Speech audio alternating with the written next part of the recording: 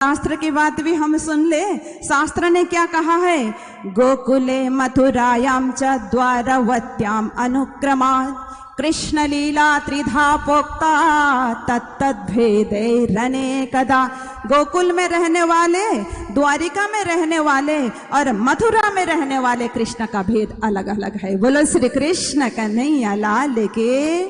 अब समय आया, कंस ने अपने बहन का विवाह कर दिया वसुदेव के साथ। एक एक संतानें होने लगी। आकाशवाणी हुई थी, कंस डरा हुआ है।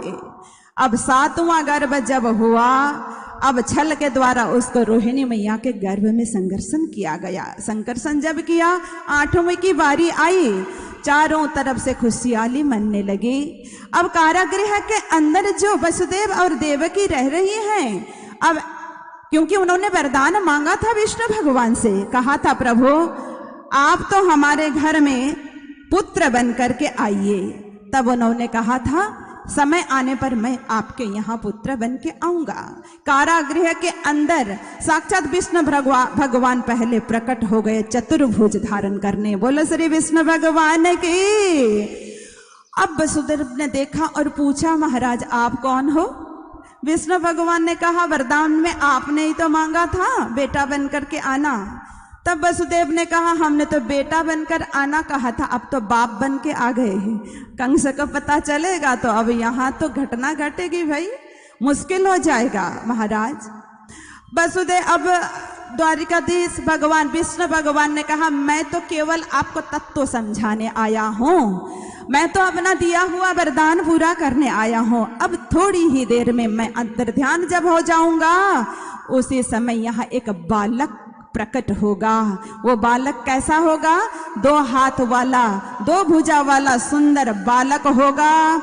वसुदेव गोकुल ले चले, ताए न कहियो अवतार, सो तो नहीं इन हद का अखंड लीला है पार।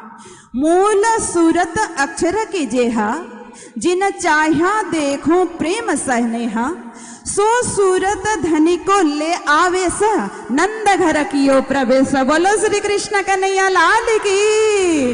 वो बाल स्वरूप के रूप में साक्षात धाम धनी प्रकट हुए और उन सब शक्तियों को लेकर के जब उतरे, वसुदेव ने तुरंत लेकर के नंद भवन में वसुदेव जाने लगे।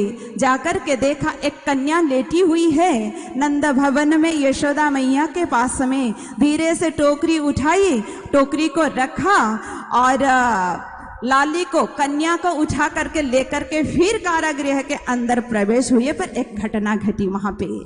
जैसे ही टोकरी में लेकर के जाने लगे, उस बालक को हाथ कड़ी बेड़ियां अपने आप टूटने लगी, खुलने लगी। पर दोबारा जब कन्या को लेकर के प्रवेश हुए, तब हाथ कड़ी बेड़ियां अपने आप फिर बंद गई।